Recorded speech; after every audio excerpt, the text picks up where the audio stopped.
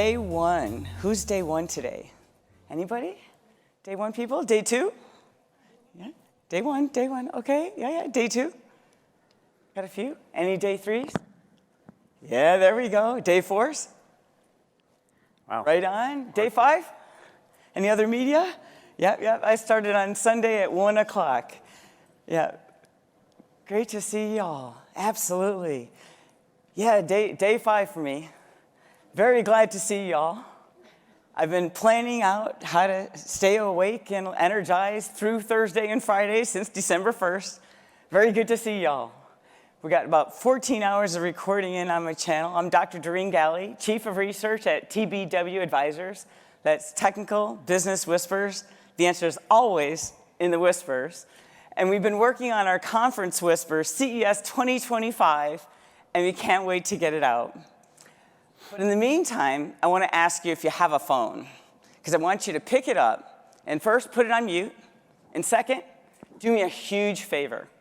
Go to YouTube and please subscribe to my channel. Seriously, I'm like 34 away from getting paid for ads. So do me a favor, and if anyone hits the 1,000 subscriber in the room, please scream so we can celebrate. I think we got enough people in here to make that happen. So TBW Advisors, Technical Business Whispers. I got over 14 hours, complete press releases, complete shows from Unveiled and so on, so really appreciate it. And if anyone is the 1,000 subscriber, please shout out loud so we can celebrate. So a little bit about me. I solve really, really tough problems. If it's a problem 14 people have failed before at it, I raise my hand. If it's something that they consider impossible, and it's been difficult, but it has to get done for the business, that's when they call Doreen. So outside of getting most of the .com on during the .com era, I digitally transformed Dell Manufacturing and about 1,100 other companies since then as an analyst. I integrated 8 acquisitions for Deutsche Post WorldNet, was a Fortune 10 officer before the age of 40. Most recent problem I got called in to solve was on a sabbatical at Microsoft, where I was designing the next generation of Azure, including installing a data boundary. For those of you not familiar, Azure used to have paired regions. That meant they explicitly were moving data from one region to another for resiliency. And they were also very transparent. So it wasn't just customer data, but all the log and metadata. And they told the whole world where all of those related data. And so because of that, the architecture had to accommodate it all as well. Tons of fun. But today, we're here to talk about data collection, privacy, and why you should care. And let me tell you, I had the most amazing panel, and they don't always agree. So we're going to have a great session. So without further ado, I'll take my seat, and I would love my panelists to introduce themselves. Hi, everyone. I'm Kate Barecchia. I'm Deputy General Counsel and Global Data Privacy Officer at Imperva. At Imperva, we focus on cybersecurity, and we're sort of invisibly in front of a lot of the websites and data that you use today. I'm really excited that all of you are here today, so thank you so much for joining us. I'm happy to have 3 certifications in data privacy from the International Association of Privacy Professionals, and I'm also a Fellow of Information Privacy from the IAPP. My background is in engineering, and I find that enables me to serve as a good bridge between sometimes the complicated regulatory schemes we have and the technical know-how that it takes to build products and solutions that comply with those regulations. Over the past few years, I've built 2 privacy programs for global compliance from scratch, and I'm really excited to share today some of the pain points and other things I've learned along the way. All right, thank you very much, Doreen, for bringing me onto this panel, and I'm very happy to be amongst these illustrious colleagues of mine. My name is Olaf Groth, and I'm the CEO of Cambrian Futures, which is an analyst think tank, as it were, on the intersections of emerging tech, business strategy, and policy. I also am the CEO of Cambrian Labs, which has invented the BouncerBot privacy inclusive data access agent. I'll be talking about that concept here today. And I'm a professional faculty member, professor of practice, or professor of industry, as they say, at UC Berkeley, Haas School of Business, UT Malaysia, and Hult International Business School. Coming to this conversation after about 28 years in the private sector, mostly large technology companies. It's a pleasure to be here. Awesome. Hi, folks. My name's Shannon Murphy. I'm a security and risk strategist at a very large cybersecurity platform vendor. It's called Trend Micro. And I spend most of my time with CIOs and CISOs in the Fortune 500, but also the mid-market, working on a couple different things. The first is managing these different infrastructure shifts and pressures that get put onto an organization when we're looking at things like the AI transformation or digital transformation. And then secondly, helping architect technology stacks that actually help put them one step ahead of the bad guys. Today, I'm going to give a slightly different perspective on the panel, I think, kind of exposing more what's happening when it comes to illegitimate data collection. And in fact, there's a better word for that. It's theft. And how does that happen for individuals and also at the enterprise level? So thanks so much. Excellent. I told you we had quite a panel, didn't I? Let's give them a hand. Woo, it's going to be a great session. Excellent. So we're ready to dive into the first topic, data collection. And we'll have Olaf and Shannon kick it off, and then Kate will come in as to why too much data is not good. So what are legitimate uses, what's being collected, and why? Well, look, let's all be honest. We all enjoy the convenience and the services that the digital platforms are offering us, and in fact offering us at cheaper price points that we could otherwise obtain. And so using data on a website to make the website better, to, let's say, serve up better articles, or to contribute to public health. Just think about the pandemic we just lived through. Whatever your convictions are on vaccines, it's always good to have information on where the pandemic is flaring up, so you can make a choice about how to expose yourself, right? So certain amounts of data sharing, whether it's on a digital service provider website, on a news website, to make that website better, make it more focused on you and what you want and need, are legitimate. Right? But you have to start asking yourself, well, what kind of data is being collected, right? I can tell you that I had a student once who was being interviewed to work at a streaming music company, and he said, Professor, they did a data dump on me as a case study and said, you know, here's everything we know about one of our streaming music customers, you know, go make money with that. Tell us how to make money with that. And he said, Professor, 80% of that data had nothing to do with music tastes. And so you have to ask yourself what kind of data is actually being collected, why, and what happens to that data, which gets us to the second point, which is a lot of that data gets sold, and that gets sold to third parties, and you have no idea that that is happening. And that is where the buck stops, right? We definitely need to make sure that we understand where's that data going, why are we not getting any say in where that data is going, and on what terms. What part of that data is actually really confidential and should be captured by privacy regulations or by privacy solutions like our privacy inclusive data access agent, right? And so there's a whole industry out there that is collecting data on you, and that goes way beyond paying for the services on a website. For sure. And I think ultimately what we all need to understand is nobody's collecting data for free, right? For no reason.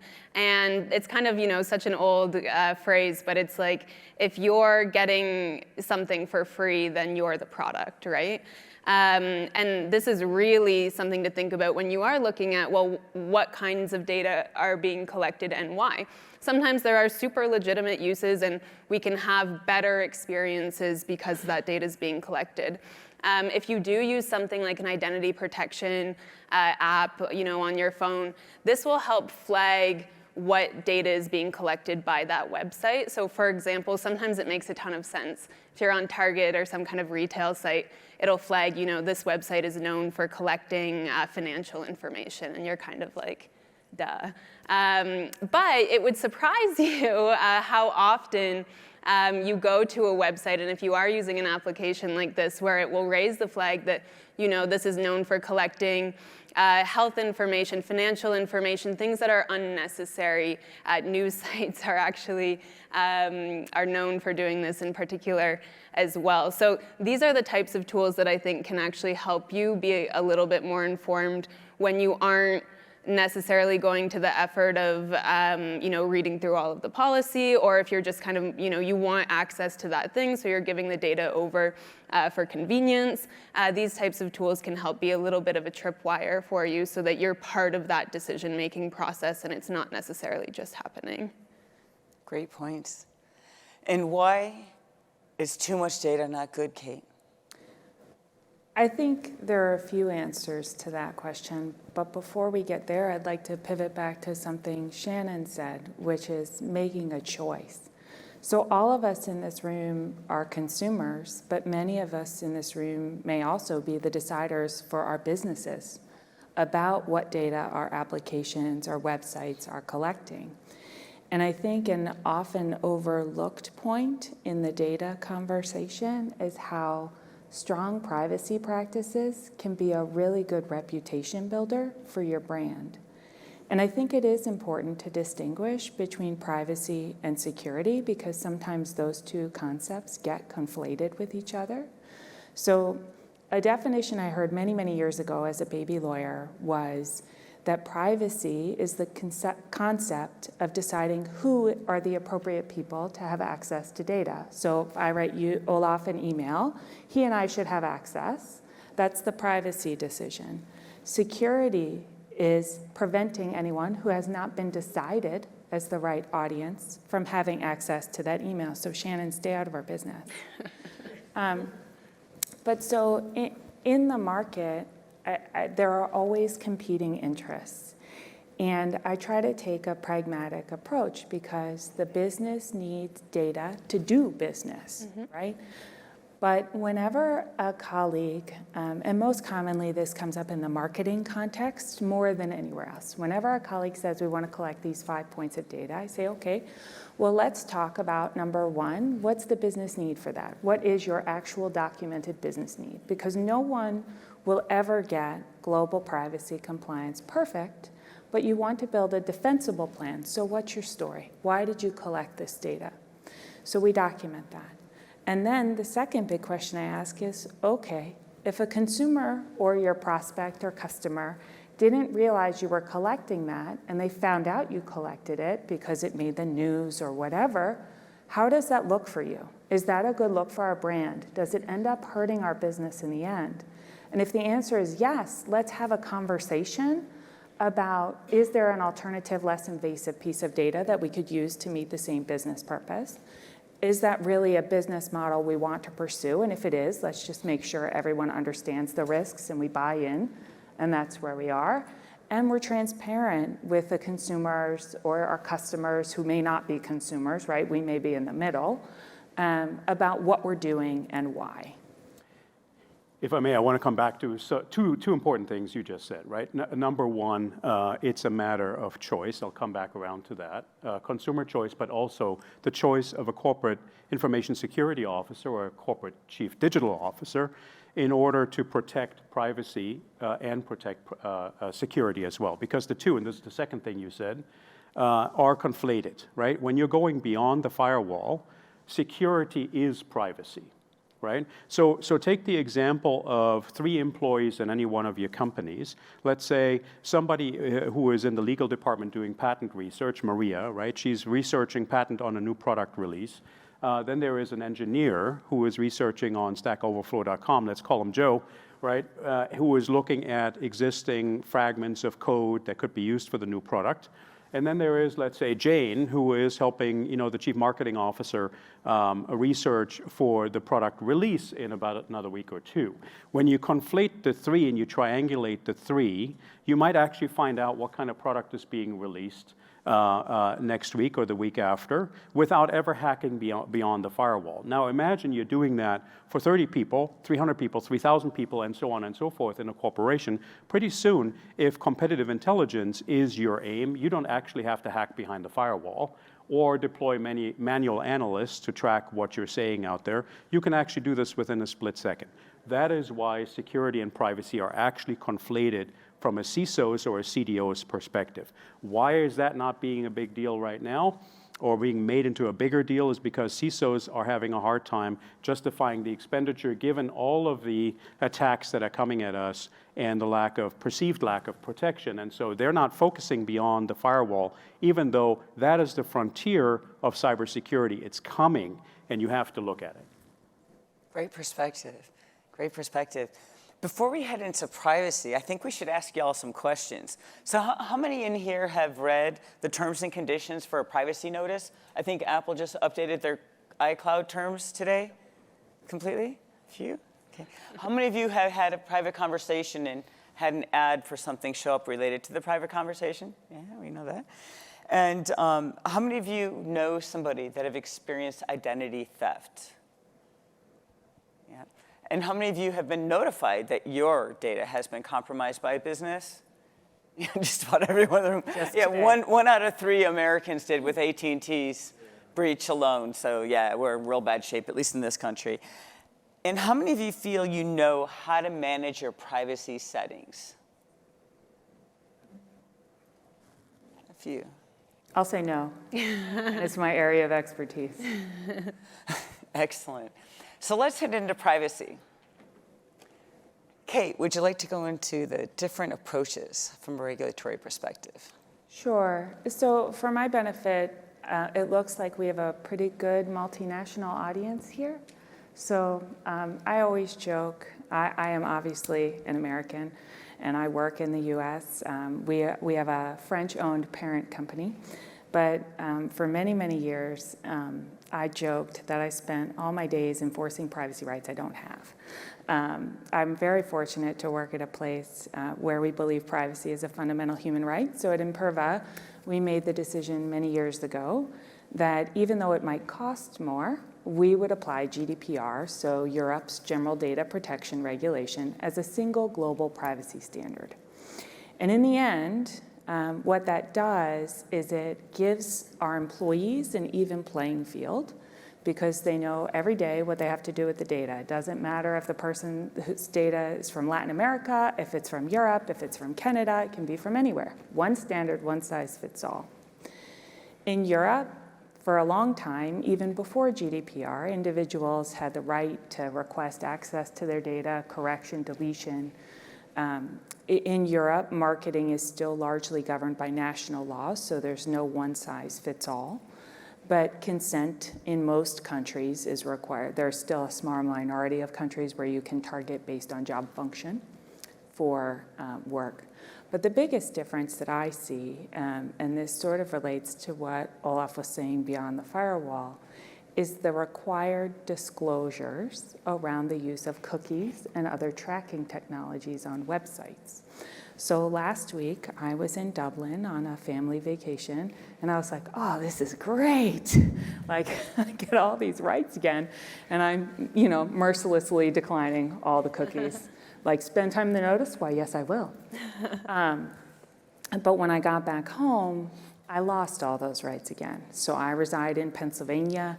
Many companies have really decided to narrowly tailor their consent notices based on IP address. There is a danger in that from pragmatic purposes for users on VPNs. You don't really know where I am.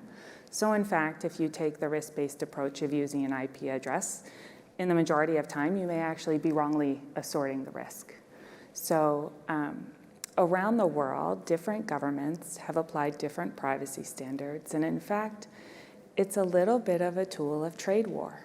So what you'll see is countries start tightening their privacy laws when they're really angry about something else, because privacy compliance is like a tax.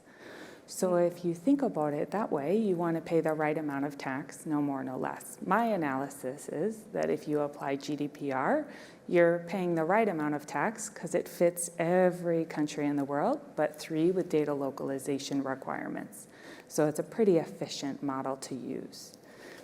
In the United States, I think it'll be a state-by-state analysis for quite a while, and it'll probably remain industry-focused. Canada is not, I don't anticipate them passing a Canadian uniform privacy law in the near future. It's been pending for a little while. So we'll continue to see that in the market, I think. Excellent. Yeah, I agree. The GDPR approach globally, it's better to, once you find whatever the toughest standard is, you pick that standard enterprise-wide. It's the easiest for your data engineers as well. And absolutely. You know, I have to object on that one, right? And we have to have a little fun tension here on the panel, because I do think that as much as, look, I was born and raised in Europe, I do appreciate the European Union sort of putting a stake in the ground because the other side of the Atlantic is obviously very laissez-faire about data. And I think we have seen some fallout, and we'll see more fallout.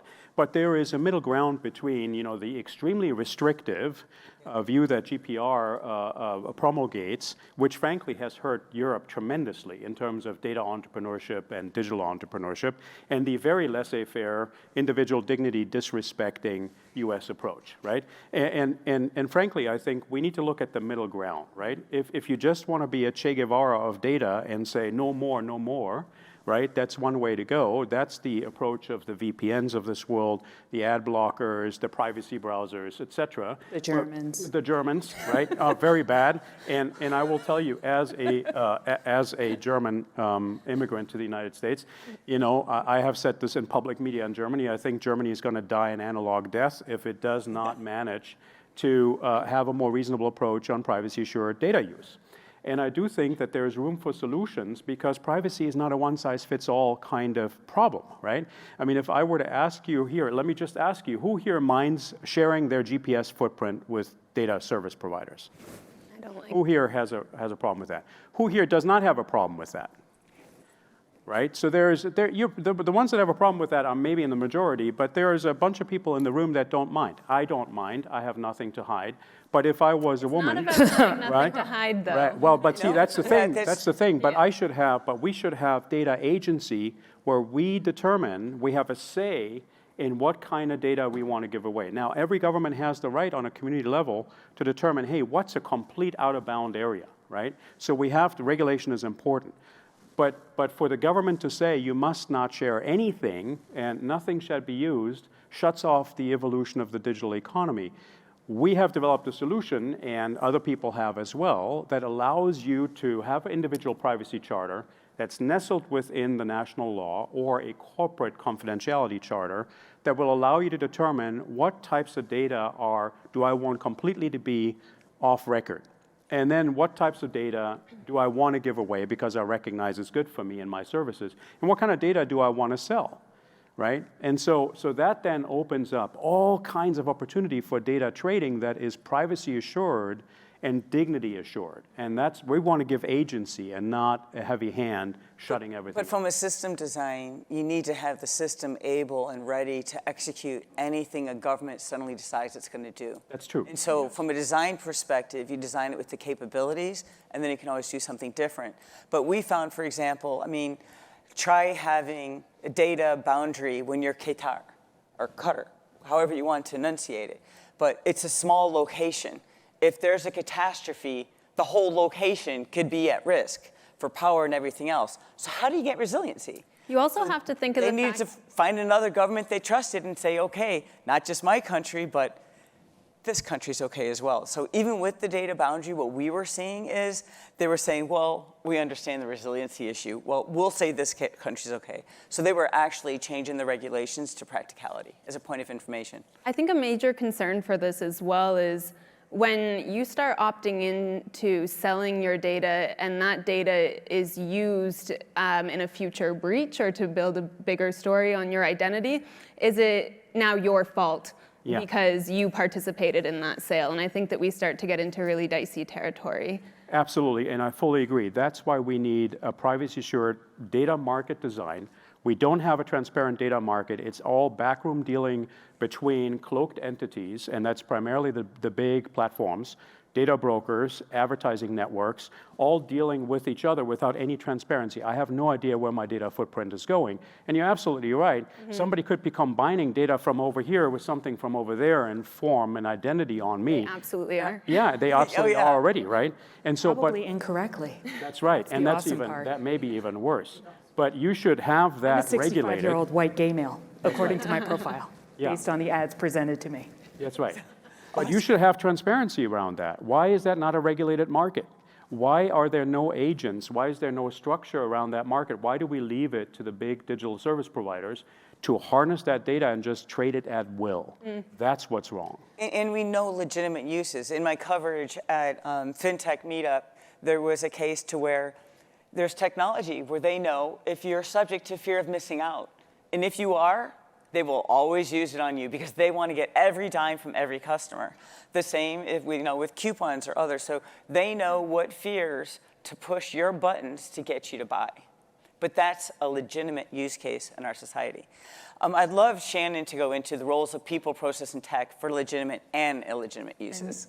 Shannon, on that point, as Olaf was talking about, designing a platform for people, in engineering, we learn you have to design for the worst user, not the best user. I don't know what your view is on that as we look at what gets stolen. Well, for sure. And I mean, I'll talk about the types of data that get stolen in a moment. When we're looking at what's the good news, right? Or how can you protect yourself in these scenarios? I'm Canadian, but I know the Miranda rights that anything that you say can and will be used against you. And that's totally applicable to data as well. Any data that you provide, whether in a legitimate or illegitimate way, can and will be used either for your benefit, for a better service, to sell to another entity, or in the case of data theft, will be used against you for monetary gain, data destruction, reputation damage, and the like, right?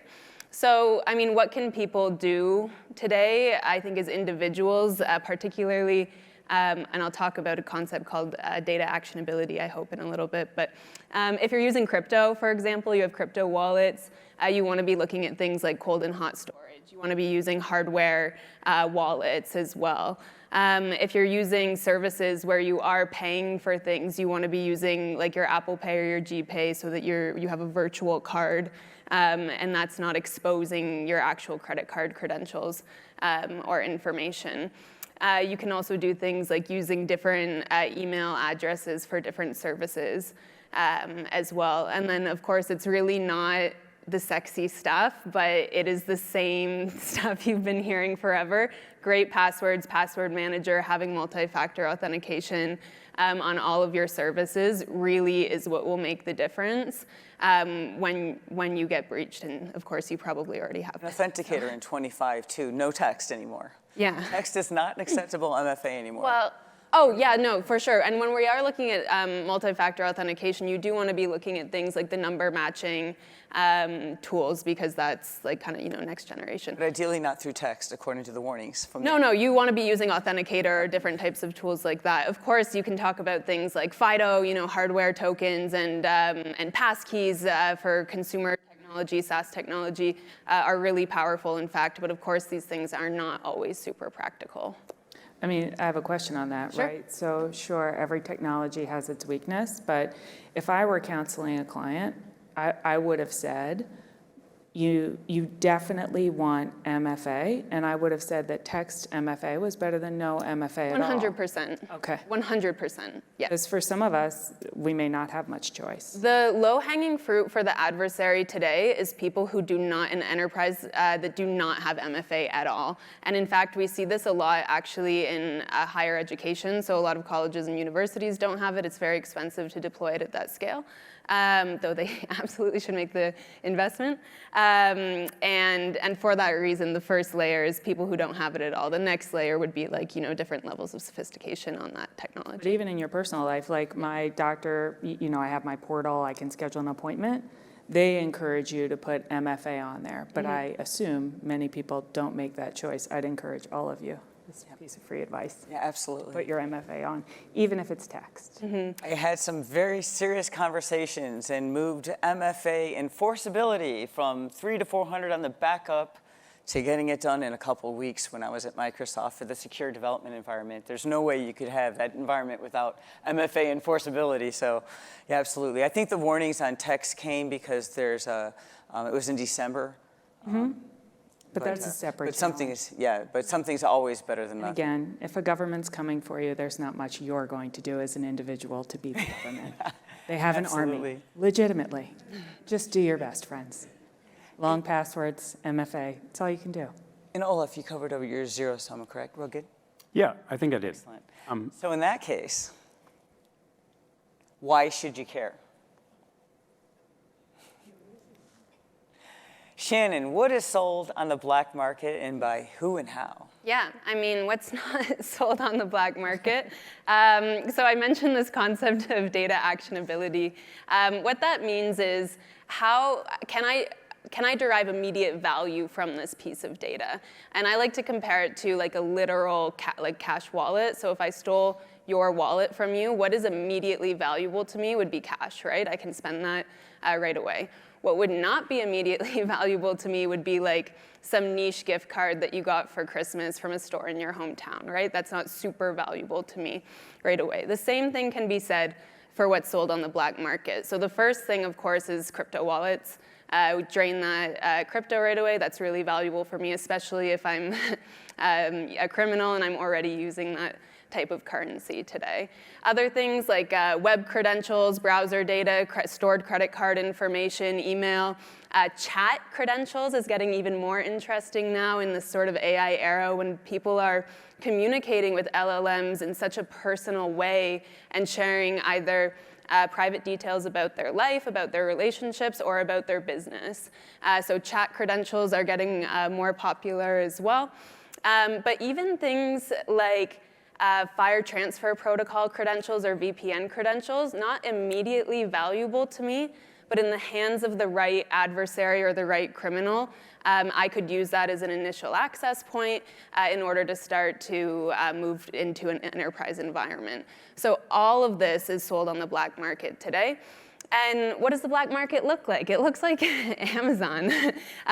These marketplaces have customer support. They have HR teams. They have reviews of the product. Is this good data? Is this seller known to sell good data?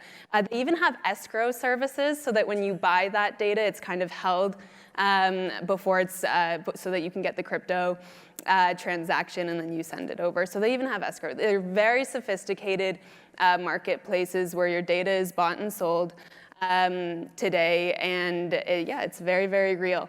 The way that this happens is through info stealers. Info stealers are responsible for the majority of the data that ends up on the black market today. However, when you look at any enterprise breach, that can happen through any vulnerability, zero-day vulnerability, misconfiguration, threat activity, insider threat, all of that type of thing. So. Well, it gets even more insidious, actually, right? So you're being tracked on pretty much every element of your life as you're moving through the internet online. I don't know if you all recall seeing that New York Times article where a journalist did a forensic analysis on how her footprint was being tracked within websites, but also between websites. Mm-hmm. And that includes things that are seemingly meaningless to us, like my screen size, my operating system, my keyboard, even whether or not I have a privacy setting activated. So when I say, please keep me private, even that is being used for tracking.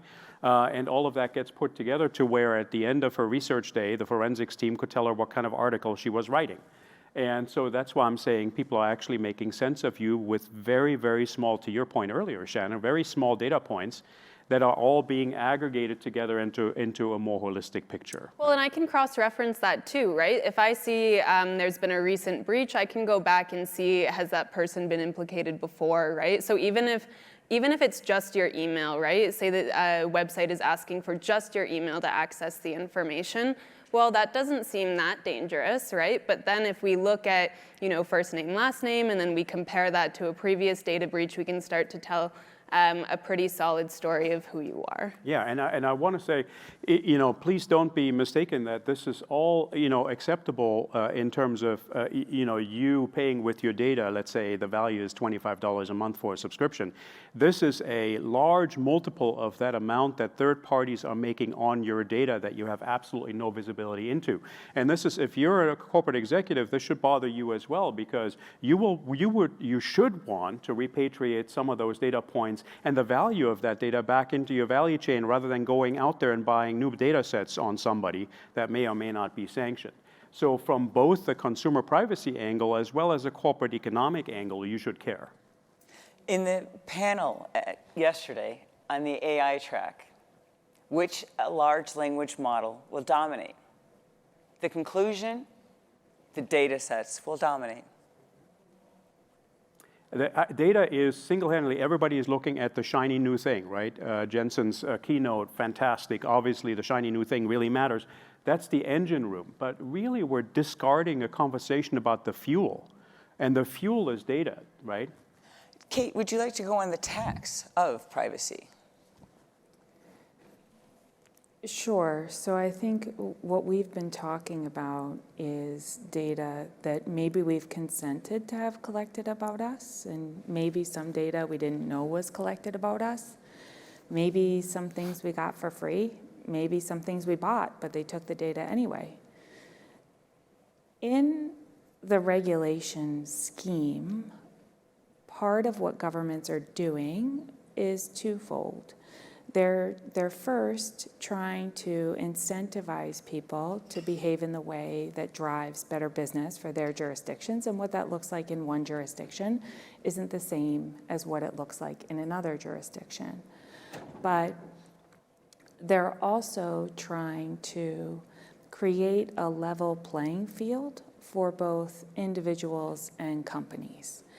And so in that sense, GDPR, CCPA, and other privacy laws do function as a tax or tariff. You know, there's a lot of discussion about tariffs generally now.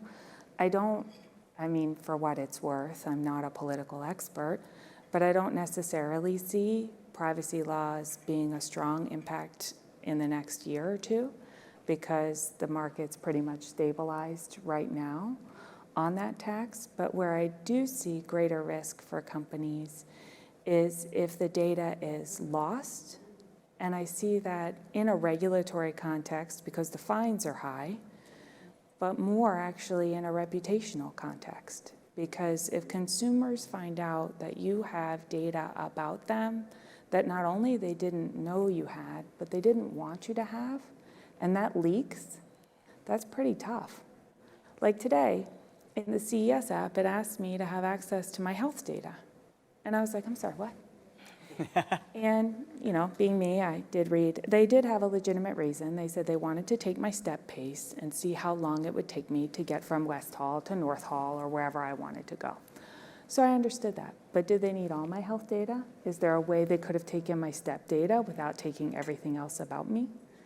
I am that parent that makes their kids review the privacy notices, and then before they want the app, they have to tell me. I say, did you check it? And they're like, yeah. And I'm like, no. This is taking your location data even when you're not using the app. Or I'll let you roll into your last minute closing thought too, and then we're almost out of time. Or for my daughter, who's a teenager, she was downloading a free wallpaper app, and it wanted to take all her health data. It's always the wallpaper And I app. was Oh, like, yeah. what on earth is this? I was like, Lily, that's gross. And she, you know, then when she knew, she didn't want it. But as much as I try to educate them, and they're more sophisticated, I would say, than the average American because of my job, it's still a struggle. Olaf, closing thought. Yeah, look, I mean, obviously, you want to stay away from any, $1.4 billion, $1.2 billion, whatever it was, fines that Facebook incurred in Texas, and the multi-billion-dollar settlement that Google incurred in California, notwithstanding the fact that that's peanuts for these large corporations, right? But for you, it may not be. But I want to actually drive home Kate's point even more, which is that we're already being taxed. You're just not being taxed by a government. You're being taxed by a shadow economy. The actors behind the scenes, it's by 2030 an almost $500 billion data brokerage industry that is taxing you. That's your data. That's your corporate data. That's your individual data. That's your customer trust. You're already being taxed. Do you want that, or do you want to lobby for a more transparent mechanism where you can actually derive value, repatriate it, give people agency, bring it out in the open? Why does this have to be a shadow economy? So I'm going to roll over into my closing statement as well, if that's all right with you. Please. Which is that, look, the technologies exist, right? I mean, we're working on them. Other people are working on them. Make sure that your CISO, but also your customers, your employees, have confidentiality and privacy charters that are nestled, right? Watermark footprints. Make sure that they're registered to the data creator so the data creator can take ownership, whether that is in service of the corporation or in their own service. And then make sure that we actually rate market participants so that you can decide where to put the data and on what terms. Shannon. Awesome, thanks. I think what the good news is on the enterprise side where you are sharing your data with different companies, is that they have a way bigger tool set available to them today to do a better job of protecting your data so you're not finding yourselves in these massive breaches. Going way beyond like legacy technology like data loss prevention or DLP to do things like data security posture management where you're looking at the full life cycle of that data, doing things like data detection and response, dark web monitoring so that you have eyes on these marketplaces at all times, and things like zero trust architectures as well, so people within the organization are not getting unnecessary access to your information on that enterprise side as well. So more available to these enterprise players to do right by you, because it's really critical that we take that responsibility extremely seriously. If I can have 10 seconds to just say, look, don't be fooled into saying that by taking more control over the data economy, we'll shrink it, we'll expand it. When people feel like they're cut in and there is transparency, there's trust, there's agency, they'll give you more data. And more participants in the market are more incentivized to do that. So this is a growth for them initiative. to be compromised, and then when that gets stolen, they can really easily manipulate you. Yeah, I want to thank our panel. You guys have been fantastic in the audience. Remember, go to YouTube, TBW Advisors. I got videos loading tomorrow as well. Please help me get to 1,000. I definitely appreciate you, and definitely appreciate you coming to our panel. I think they've done fantastic. Let's give them a big hand.